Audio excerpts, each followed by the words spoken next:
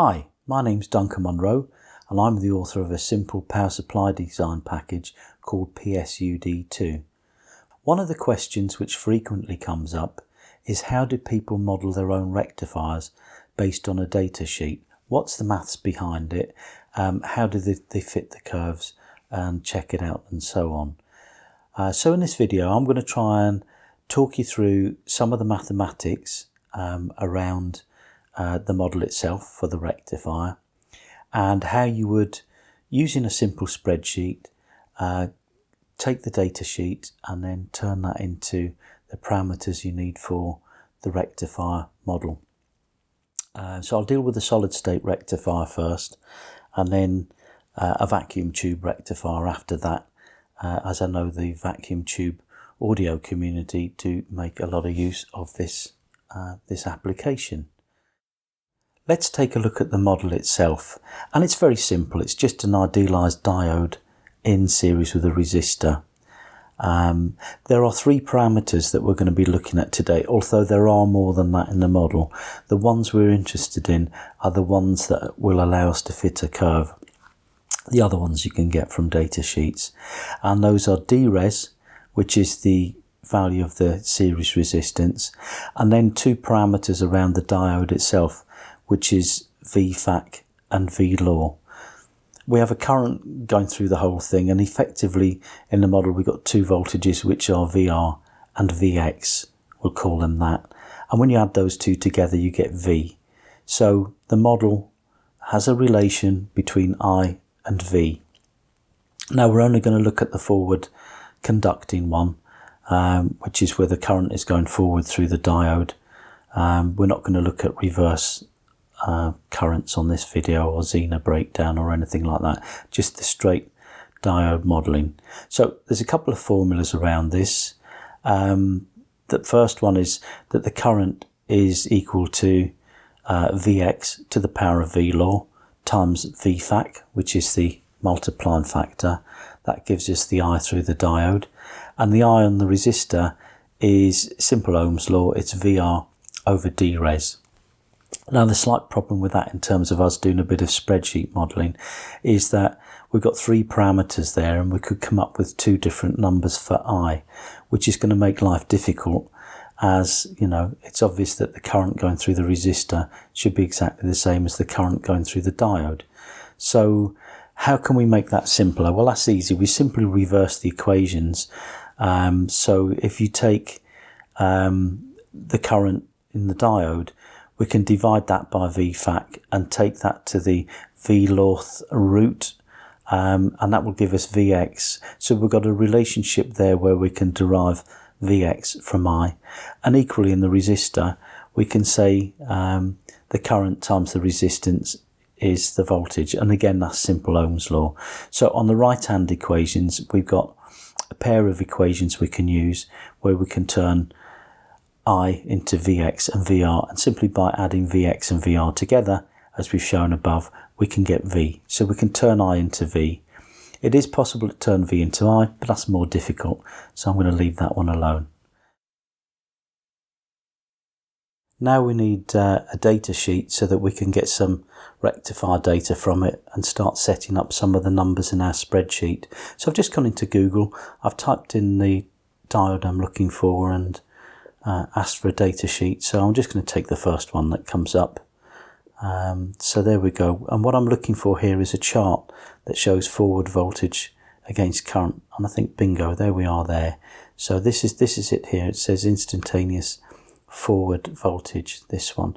So I'll just zoom in a little bit, and you can see there we've got along the x-axis we go from 0.7 up to about 1.4 volts where we've got figures, and then up the y-axis we've got the current in amps. So what I'm going to do is I'm going to start taking the numbers off this sheet and I'm going to start plugging them into the spreadsheet.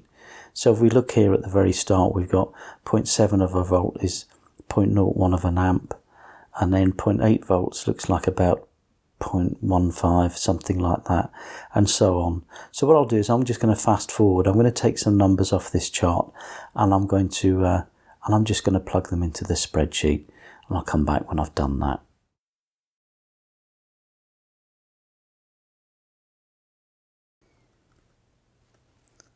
Okay, so I've keyed in some numbers to the spreadsheet now. What we've got here is we've got three parameters up at the top, which is VFAC, VLAW and DRES, which are the ones that we showed on the earlier slide. We've entered in a table of current and voltage here from the data sheet. We've done it as current first and voltage next, and we'll see why a little bit later on. What I'm going to do is I'm going to split this table in two. I'm going to take a colour here just to distinguish that, and then the latter part of the table I'm going to take a slightly different colour. And there's a reason for this. Because the model is basically an exponential model where it uses VFAC and VLAW to calculate current based on voltage, that works well at the lower values of voltage and current. However, as the thing gets overloaded and the current and voltage goes up, DRES starts to take over and the resistance within the device becomes a limiting factor. So I just wanted to split this table into some lower numbers that are within where you'd normally expect the current of the rectifier to be, and some of the higher ones, and some of these are actually above the recommended value for the device, but they'll help us tune DRES once we've got these first two here straight. So let's work on turning into working out our calculated voltage based on the current that's on here. So we'll first of all work out VR, and that's a nice easy one. We said it was going to be equal to the current times DRES. Now you've noticed I've set DRES to 0 for now, but we'll come back and put something in there. So I'll paste that down, and just to show you, I'll put 1 ohm in here, and we can see it does put a value in there. And then there's Vx, which is the one from the idealized rectifier. And the way we said we were going to do that was to take the current and then divide it by VFAC. Oh, there we go.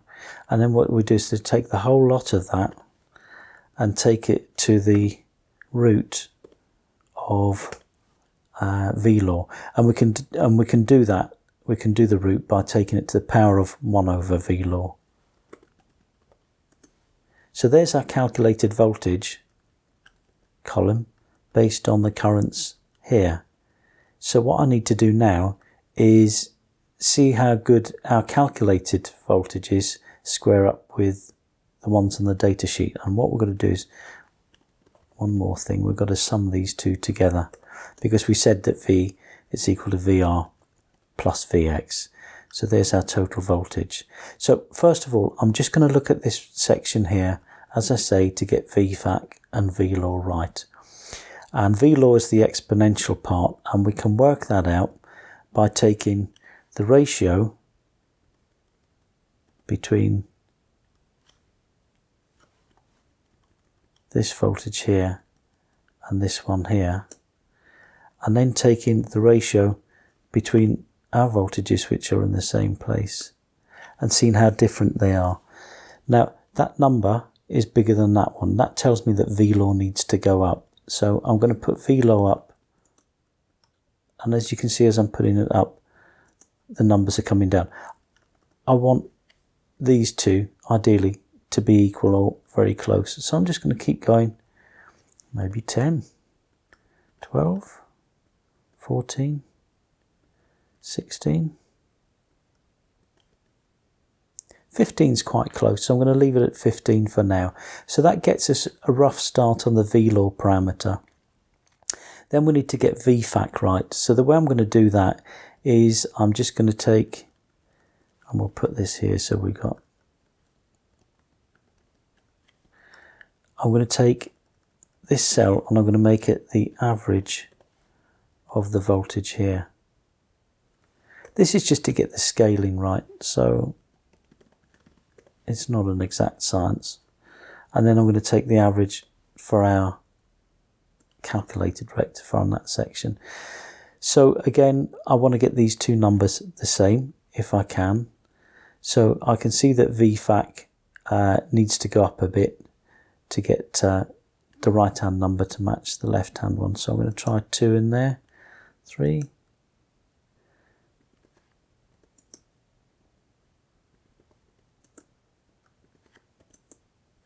I'm going to leave it at that. That's pretty close for now. So we've got a fairly good approximation on VFAC and VLAW for now. And we've got 2 numbers in there in the parameters. So let's look at dres. We said that dres is going to affect this lower down the table. So let's look at the difference between the calculated voltage here and the ratio with that one. And I want to get this as near to 1 as possible. So that number's a bit low, so I think dres needs to go up. So I'm going to put 0.1. Oh, that's too high. 0.01. And you can see what we're doing here. We're just iterating. I'm sure you could use Solver for this, but it's that's a bit over the top. Now look at that, 0.999. That's near enough 1, so that's good enough for now. But if you notice something's happened, this VLAW is now a little bit adrift and VFAC is a little bit adrift because putting dres in has affected the rest of the curve. So what I'm going to go do is do a second iteration, and I'm going to go back and I'm going to change VLAW to get that to match up. So this number is a little bit too high, so we need to increase this. So let's try 16, 17, 18.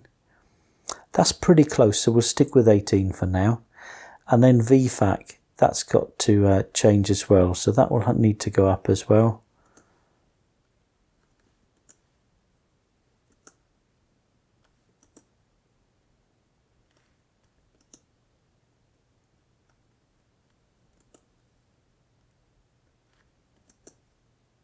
That's spot on. So we've got VFAC and VLAW matched. Now dres is now out again, but it's not as far out as it was to start with. So the iteration has actually got closer just after 2 goes. So we'll do the second iteration on dres now to try and get that value up. Oh, look at that. That's pretty close again.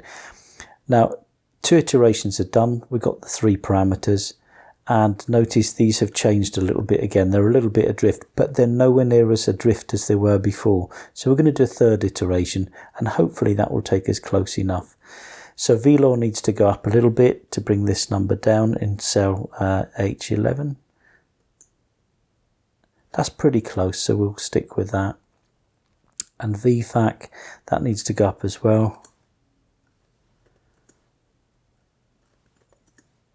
That's pretty close too. So let's look at this dres. It might need a minor tweak to that.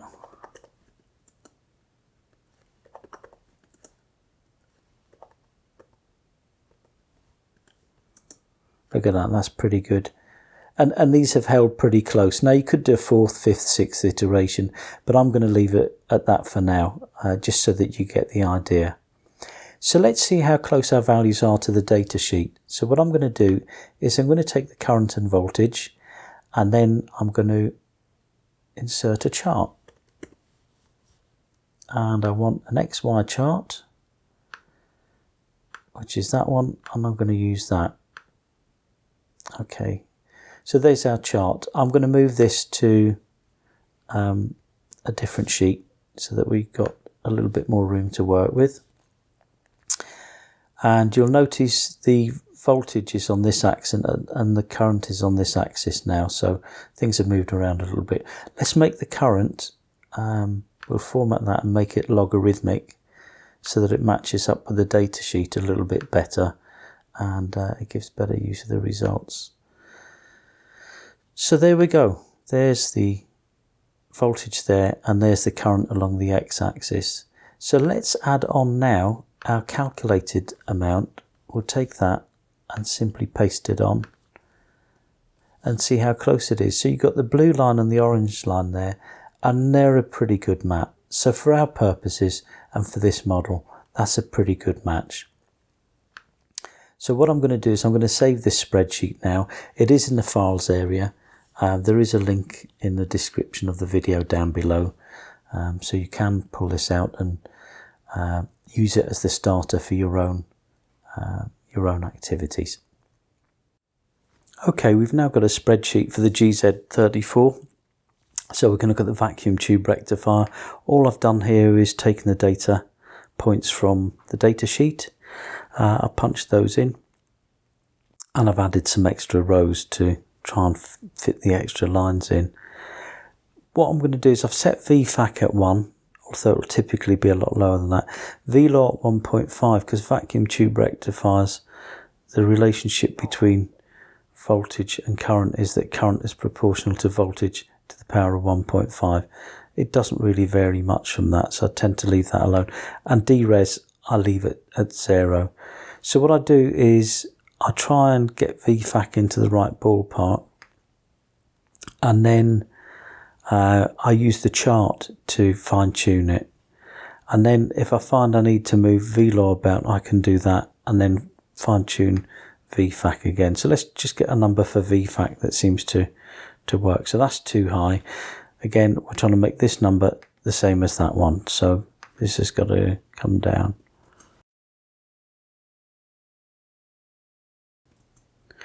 Okay, so that's got us into the right sort of ballpark for VFAC. VLAW is a bit out, but I'm not going to worry about that at the moment. Let's take a look at the chart. And that's a pretty good match, that. In fact, that's so good, I don't think I'm going to fiddle with that at all. If anything, I could probably increase VLAW a little bit and amend VFAC to suit, but I'm not going to do that. I'm going to leave that as it is. So that shows you how you do your vacuum tube. You might have to do a little bit more iteration. I kind of got lucky there, but you might have to do a bit more than that. But that gives you the parameters for VFAC, VLAW and DRes. So now let's look at how we can put those into the software and make use of it. So what we've done here is gone into the File Explorer, and if you look at the top, that's the folder we've navigated down to. So it's under the C users, then your login name, app data roaming, PSUD rectifiers. So what I've done is I've taken the existing 5AR4 and I've made a copy of it, and then I've renamed that copy to something with my name on it. Now the reason I've done that is the software doesn't currently overwrite your rectifiers, but it may do that at some point in the future. So if you're using one of the standard names, be aware it could be overwritten. So if you want something of your own making to keep, then put your own name on it, or give it something that uniquely identifies it that isn't going to get overwritten. So I've called this one Duncan 5AR4, and I'm going to go in and edit that with Notepad++.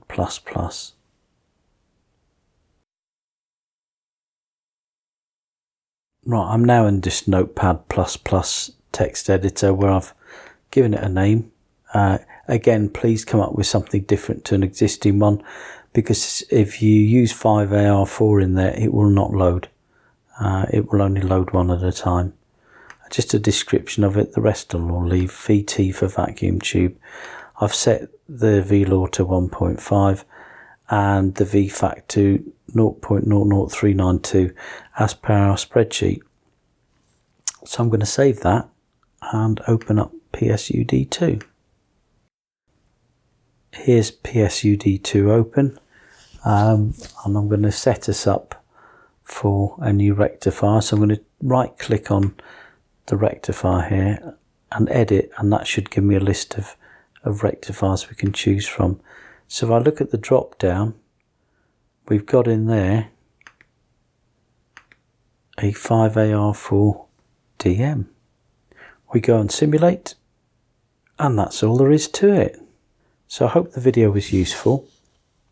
If you've got any questions, please raise them on the group's IO page. The link is shown below, and I'll try and answer them. Thanks for watching.